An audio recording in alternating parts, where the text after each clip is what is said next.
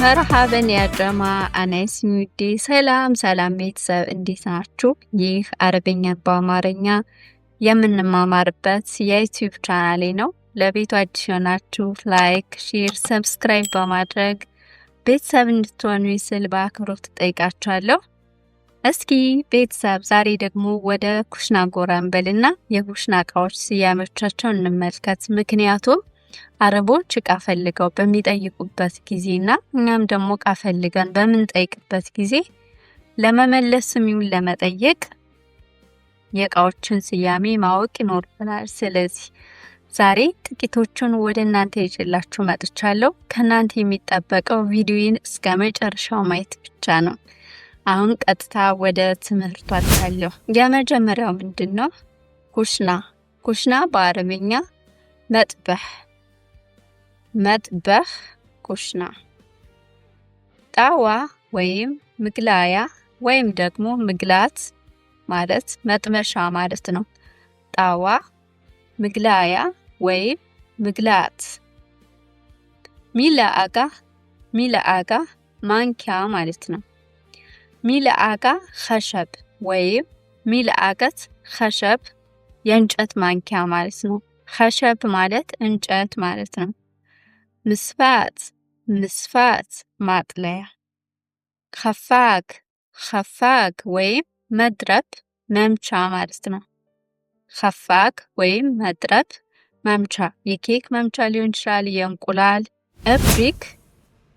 እብሪክ የሻይ ማፈያ ጀበና። ስኪን ቢላዋ። መክተፊያው ደግሞ ሎህ ተቅጤ ተብሎ ይጠራል። ሎህ ማለት በአረበኛ ሰሌዳ ማለት ነው። ለምሳሌ ጥቁር ሰሌዳ ለማለት ሎህ አስወድ። ሌላው ልጆች ትምህርት ቤት ሲሄዱ ምሳና ውሃ ይዘው ይሄዳሉ። ምሳቃ ማለት በአረበኛ ከእንግሊዘኛ የተወሰደ ቃል ሲሆን እሱም ላንች ቦክስ ይባላል። ላንች ቦክስ ምሳቃ። ውሃ የሚይዙባት ዘምዘሚያ ትባላለች። ዘምዘሚያ። ሌላው በቤት ውስጥ ሁለት አይነት የምግብ መሸፈኛዎች ይኖረናል። እሱም ናይሎኑና አልሙኒየሙ ነው። ናይሎኑ ቀዝቃዛ ምግቦችን ለመሸፈን የምንጠቀምበት ሲሆን እሱም በአረበኛ ተግሊፍ ተብሎ ይጠራል። ተግሊፍ። ሁለተኛው የአልሙኒየሙ ሞቃት ምግቦችን ለመሸፈን የምንጠቀምበት ሲሆን እሱም በአረበኛ ገስቲር ተብሎ ይጠራል። ገስቲር።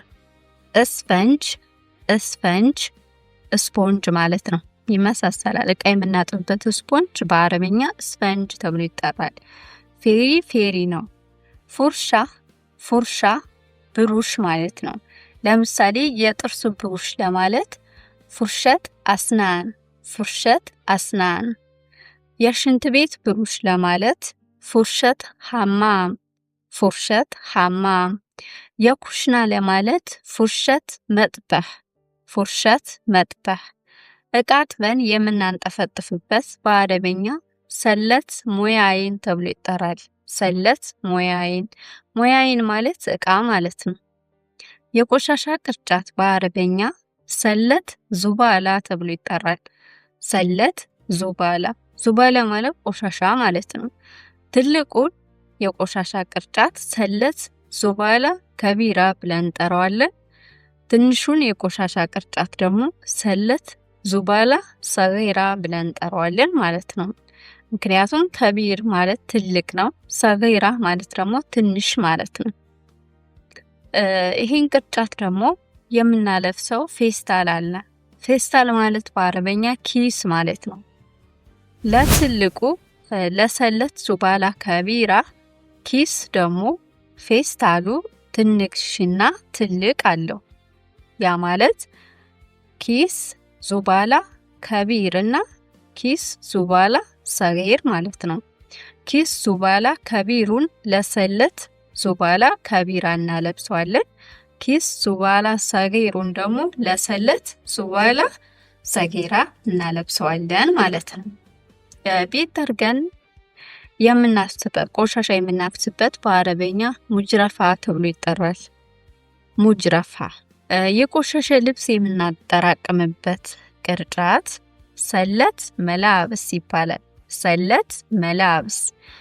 ልብስ ደግሞ የምናሰጣበት የልብስ ማስጫ ማለት በአረበኛ መንሸር መላብስ፣ መንሸር መላብስ ወይም ሐማለት ሙጀፈፍ ይባላል። የልብስ መስቀያ አላጋ ይባላል። አላጋ የልብስ መስቀያ። መቆንጠጫ መሳካ፣ መሳካ ተብሎ ይጠራል ማለት ነው። ሚክሮዌቭ፣ ሚክሮዌቭ ማለት ማይክሮዌቭ ማለት ነው። ይመሳሰላል። ቡታጋዝ፣ ቡታጋዝ። ክብሪት፣ ክብሪት። መቀስ፣ መቀስ፣ መቀስ ይመሳሰላል። መብሸራ፣ መብሸራ መፈቅፈቂያ ማለት ነው። ጭስ በአረብኛ ዱኻን፣ ዱኻን ተብሎ ይጠራል። አንዳንድ አካባቢ ሲጋራም ዱኻን ተብሎ ይጠራል። ናር፣ ናር እሳት ማለት ነው። ፍም በአረበኛ ፈሃም፣ ፈሃም ወይም ጀመር ተብሎ ይጠራል። ፈሃም ወይም ጀመር።